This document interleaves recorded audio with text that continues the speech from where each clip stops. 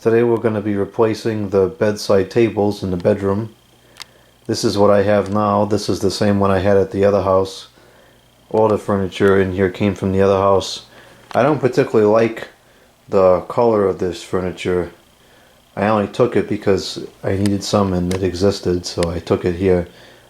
But I definitely want to replace the furniture in here eventually. The bedside tables was the first thing I wanted to replace because this one's really too small for all the stuff that I want to have on there, and this other one is not even a permanent table. It's just one of those like portable folding ones. So I'm gonna go ahead and get these two things out of here and then put the new ones in, and then I'll come back on the video.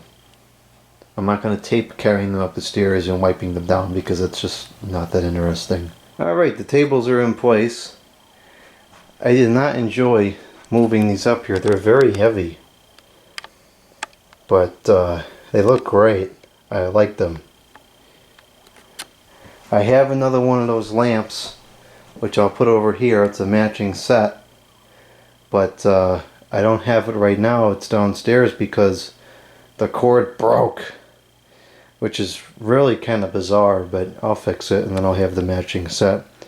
And then maybe I'll move that 5.8 gigahertz cordless phone to the other side. But these are really nice tables. I enjoy these tables. The drawer is huge. I thought it was going to be like two small ones, but it's one big one that goes the whole width. It's a nice finish on them. You know, there's all intricate detail through the whole piece. It just has a lot of nice character to it. And it's a nice warm inviting color.